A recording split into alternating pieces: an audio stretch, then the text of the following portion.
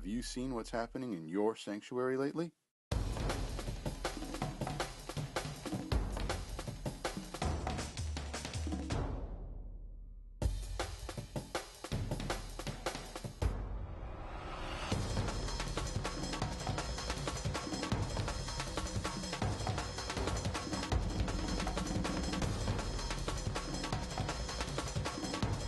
Join us right now for another episode of Your Sanctuary, a program that highlights what makes our national marine sanctuaries so special and the people that keep them that way.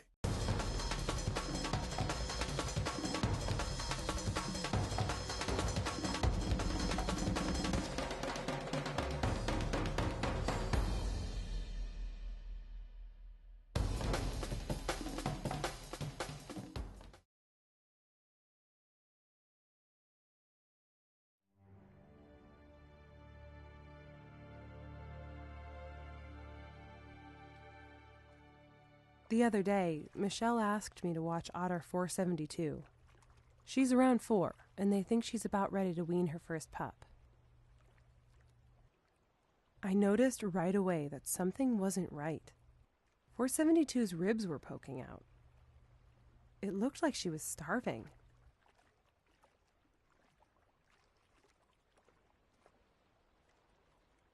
She kept diving for food, and every time she'd surface, her pup would almost attack her with hunger. I watched it for over an hour, and I sure didn't see her eat much. Meanwhile, about 20 feet away, I saw the territorial male, kind of hovering.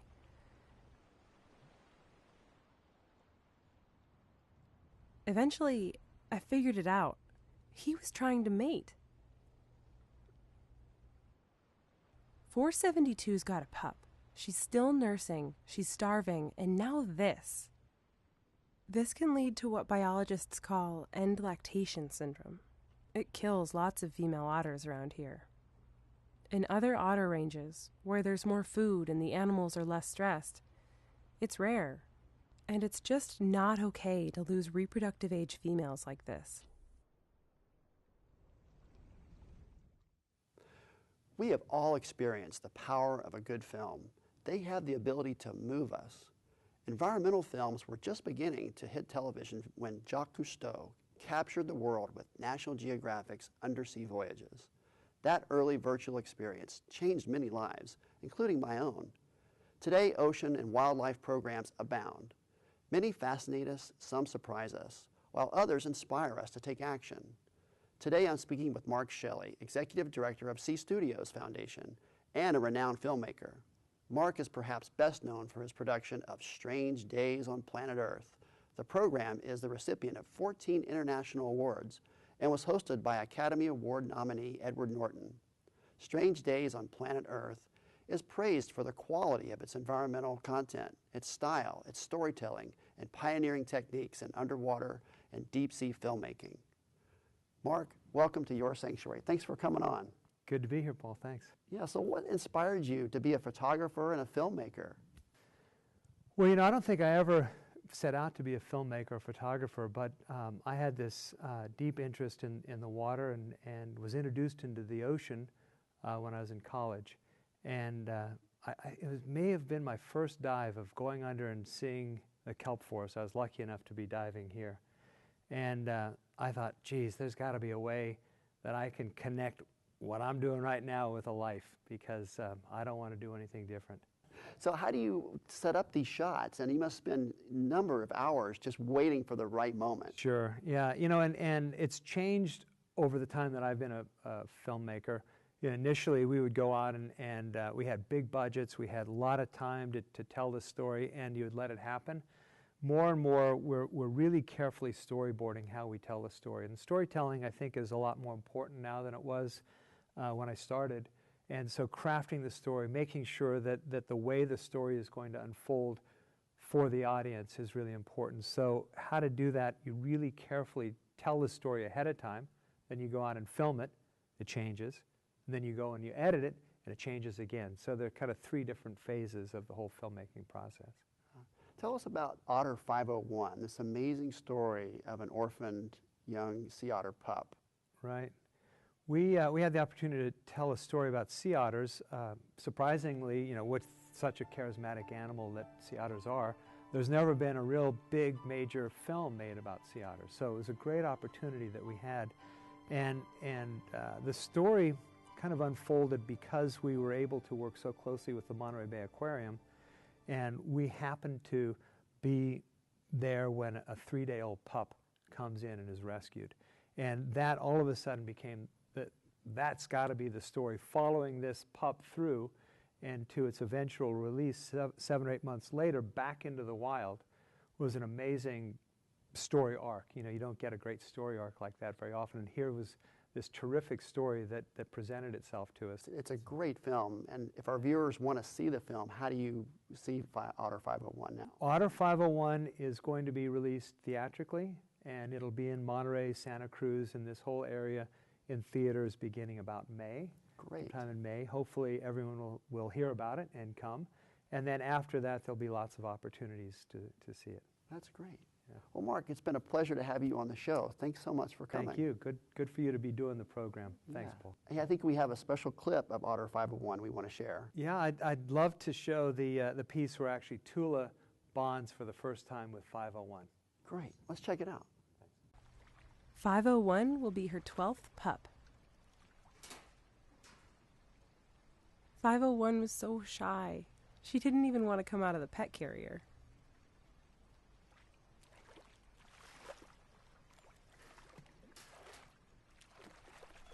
Then all she did was hide.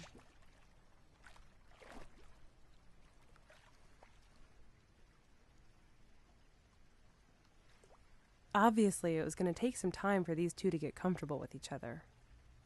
And for Tula to start acting like a mom, her hormones need to trigger.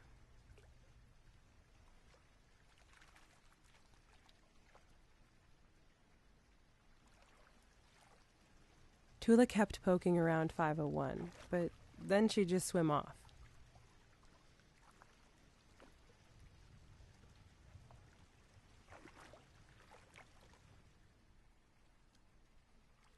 But each time I checked back, it seemed like they were warming up a bit. So, I just kept checking.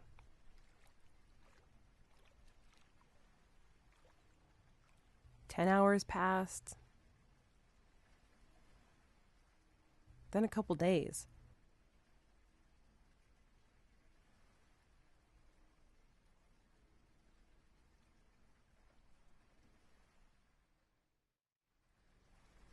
Finally, after 3 days, I turn on my Otter cam feed and I see this. With a little luck, it'll take about 6 months for 501 to learn all the things she needs to know before she can be released.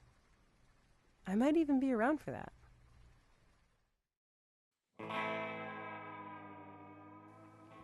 The first underwater film premiered in Berlin in 1942. The first full-color underwater documentary, The Sixth Continent, was released in 1954. Reporter Deirdre Whalen is in the field with this week's Hospitality Spotlight. Let's go out to Deirdre now and see what's going on. Thanks, Paul. We're so excited because today we're here at Portola Hotel and Spa with Janine Chicarat, the general manager. And as you may know, Portola Hotel and Spa has a long history and commitment to being environmentally friendly, while at the same time providing an absolutely stunning accommodations for their guests. Janine, your hotel is doing much to set itself apart with your environmental standards. Can you tell me a little bit about what you're doing? Well, actually, it kind of stemmed from going through a whole culture change and getting our Silver LEED certification, which is given to us by the United States Green Building Association. And when you go through a process like that, you make numerous changes that are environmentally friendly, and every aspect of what you do moving forward are decisions based on what's best for the balance of running your business and also for our environment. Now, your hotel enjoys a unique proximity to Monterey Bay National Marine Sanctuary. How do you connect your guests to the sanctuary? First of all, we actually show an in-room video that is produced by the Marine Sanctuary to let them understand that the wonders that is underneath that beautiful water that's right outside our back door. And then we direct people. I mean, we help them book kayaking tours, paddleboarding excursions, and whale watching. And if you've never been on a whale watching tour, you need to, because it's more than just seeing whales. It's unbelievable the amount of sea life that exists in our bay. Janine, I know your hotel's been working really hard on the LEED certification. Tell us about that. LEED actually is, again, by the United States Green Building Association, and they have a criteria that you can choose a bunch of different avenues to make your building more environmentally friendly. And we chose in our room renovation, for example, to incorporate things such as low VOC paints or no VOC paints, forest stewardship baseboards for wood, an environmentally designed mattress from a local mattress company, carpet that's 100% recyclable. So there's all kinds of things that out there that exist. And the reality of it is it actually doesn't cost any more money than it does to do a normal renovation on a hotel. Well, now I'm curious, how do your employees feel about this new culture of environmentalism? You know, our employees have totally embraced this, and it's been a lot of fun. In fact, I had an employee come up to me one time and say to me that they were so proud of what we were doing at the hotel, that he didn't think that old people like me were into the environment, which I thought, wow, I'm being called old for the first time in my life. But, you know, some of the things we do is we partner with Save Our Shores, and we're out there at Del Monte Beach overlooking the Marine Sanctuary and doing beach cleanups a couple times a year. And there are other initiatives that we take as a group and we discuss and try to be involved with the environment and the sanctuary is the best way we can. Now, in addition to your LEED certification, you've won some other awards, haven't you? We've actually always participated in the RAP Award. We've won it 18 consecutive years, and that's the State of California Waste Reduction Award.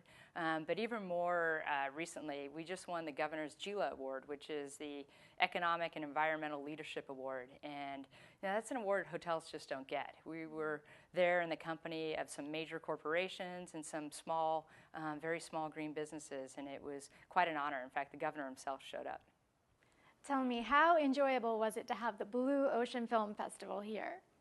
You know, the Blue Ocean Film Festival is absolutely amazing, and we are so fortunate to have it in our community, and we're the host hotel.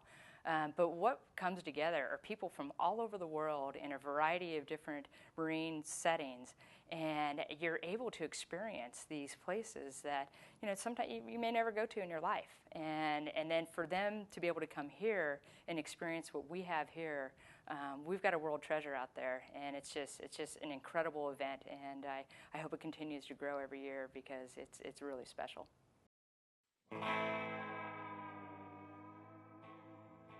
Did you know we still know more about the surface of the moon than we do about the bottom of the ocean? As superintendent of America's largest national marine sanctuary, I understand the challenges of getting ocean protection messages out to the public. Not everyone has the same perspective on ocean issues, and many people who live inland don't realize connection with the ocean. Film can be a very powerful and effective way to experience the ocean, and with me today is internationally acclaimed photographer and filmmaker Bob Talbot. He's going to discuss with us how he uses the power of film to engage and inspire viewers. Welcome, Bob. Hey, thanks, Paul. Good to see you. It's great to have you here. Well, thank you. So what got you into ocean filmmaking and photography? Well, you know, actually it started with the ocean. I started snorkeling when I was 8. I got my first camera when I was 14. I started scuba diving when I was 13. And at first, photography for me was just something to do while I was in the ocean. And soon it became a way for me to share the ocean with others. And that, for me, has really been the focus of my work, is bringing people there. And so how do you go about developing film to inspire action? That's just more than just taking fun photographs. You have to really have a thought in mind that you want to convey. Well, that's the tricky part.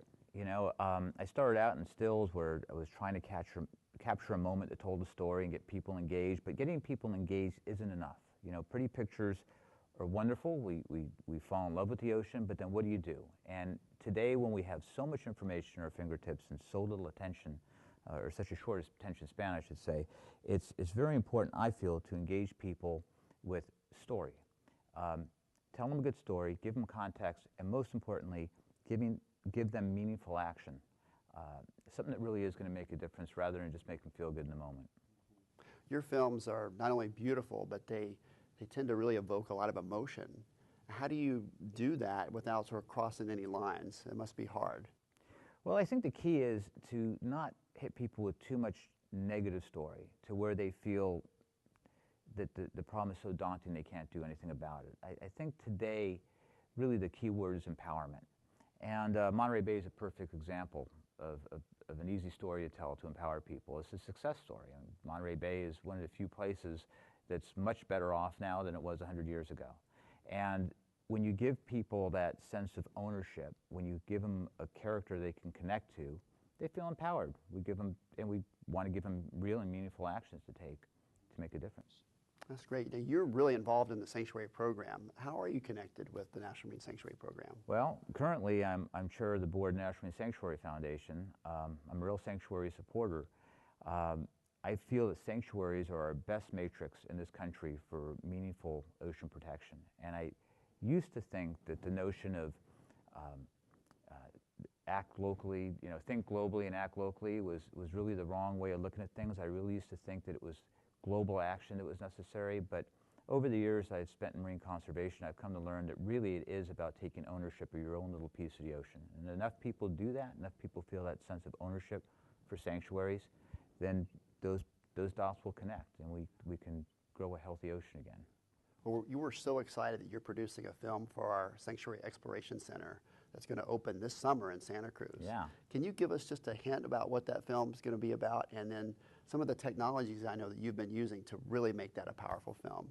Well, we're using a freediver as our storyteller, Kurt Kroc from the Cove, and we're using a free dive as sort of a metaphor of how we look at the ocean and how we look at a place. The small slice of time we tend to look at things, the perspective we take as human beings being such a small slice of time, like a free dive. But it's more than anything, it's going to be a very experiential film, and we're using a lot of very cool technology. We're using phantom cameras to shoot up to 1,000 frames a second. We have sea lions, flipping molas at 1,000 frames per second, which you see things in those shots that you don't see with the naked eye. We're using a Cineflex, which is a super stabilized camera, so we can be out on a rocking boat and the camera stays rock steady and we can reach out and get wildlife at a very great distance. It feels like you're right there. Yeah. So we're doing a lot of really neat stuff. We're Great. shooting 35mm film for some of our underwater sequences, which is not something you see a lot of anymore, but it gives us this great dynamic range, helps us really see into the shadows of the kelp forest and feel like we're there. Mm-hmm. So it's not going to feel like a video presentation. It's going to feel more like a mini IMAX film. Oh, wow. You brought some clips to share with us. Let's take a look.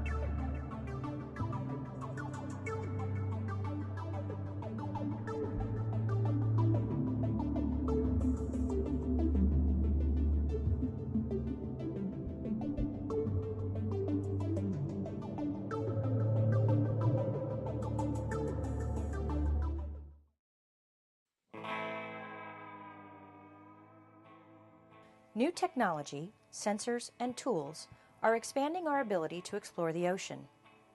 Ocean scientists are relying more and more on satellites, buoys, and remotely operated vehicles. Our next segment is Sanctuary Heroes, which is a shout out to our ocean champions.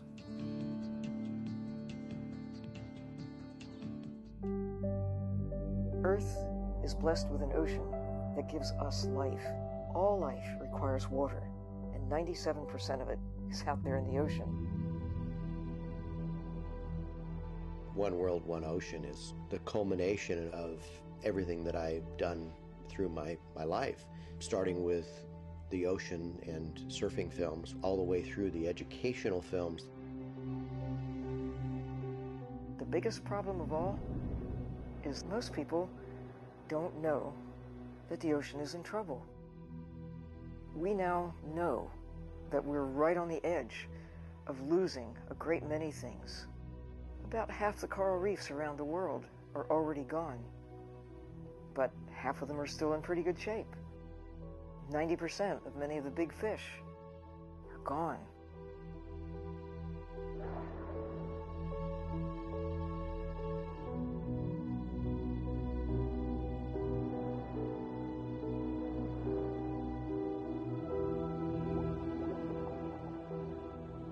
The oceans are lifeblood. Our survival truly depends directly upon the oceans. At best, we know something on the order of 2 to 10% of all the species we share this planet with, and we're losing species at very alarming rates. Tipping points are out there all around us. Will there or will there not be whales going forward in the next century? Will there or will there not be coral reefs?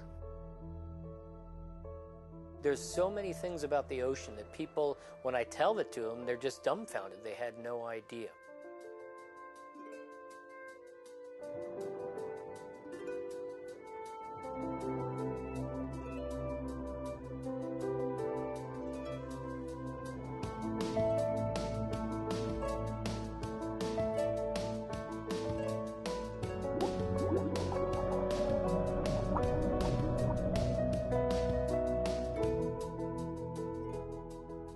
So we have 3 goals for the campaign. The first goal is to increase marine protected areas. Right now we're at less than 2%. We want to get to 10% by 2020. When you do give the ocean protection, it can revitalize that area and make it so that you have more abundant fish and a better ecosystem. And so that's a big goal of ours, is to get people to actually sign petitions, donate for marine protected areas. The second goal is to get people to change the way they eat seafood. And I think we can do a lot about educating the public as to what is sustainable and what's not sustainable. And the third goal is reducing plastic pollution in our ocean. In order to do all of this is to make 3 IMAX films, a feature film, and 8 television specials, as well as digital cinema that will go out everywhere.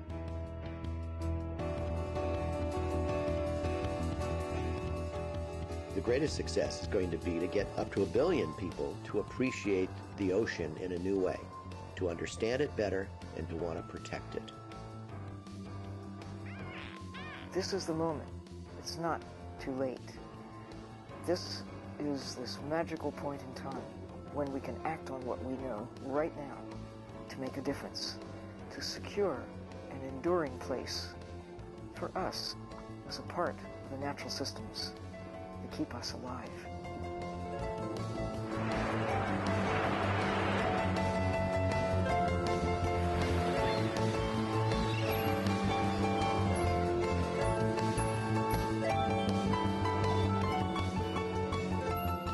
Too many things are riding on the success of the health of the ocean. We have to keep it healthy.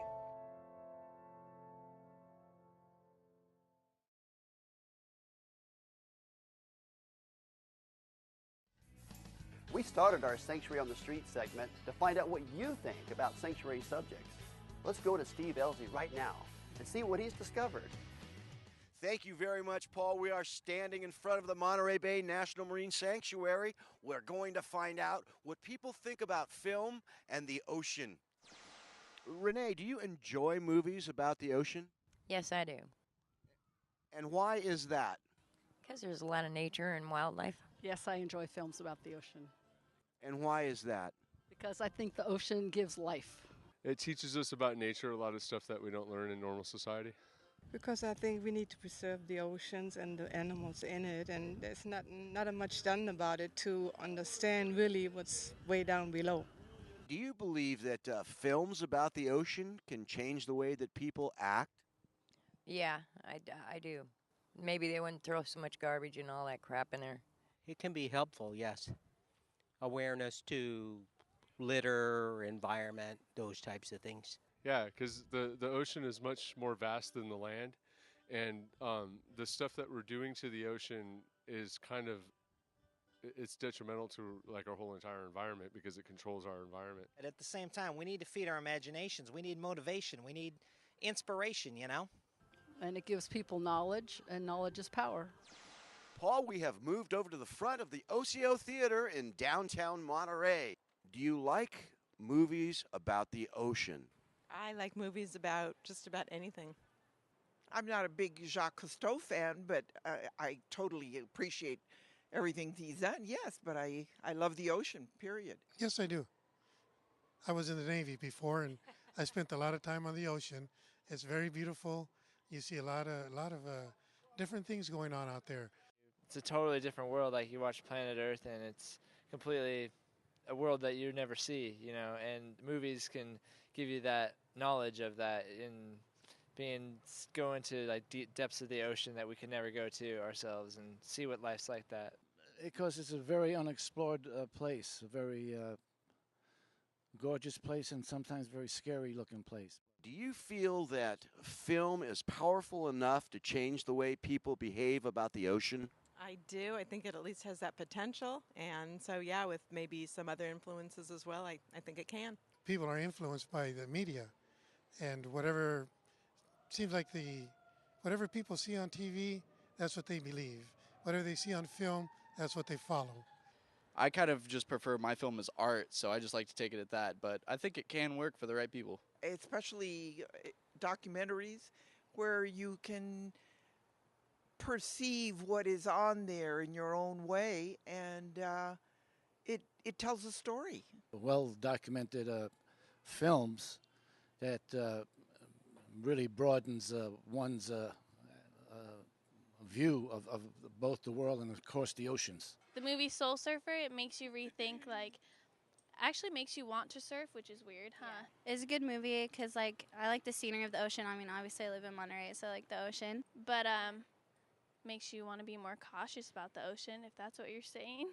We can destroy it or preserve it according to what the media puts out. I mean, you can change the world with films. Would you watch a film about a talking starfish? Yeah, I'm pretty sure I would. Probably not, no. Depends on what the starfish was talking about. Anytime with my grandchildren, anytime. But for adults, no. They could use it to be an information level, to understand more about fish and ocean life, but it doesn't have to be a talking starfish.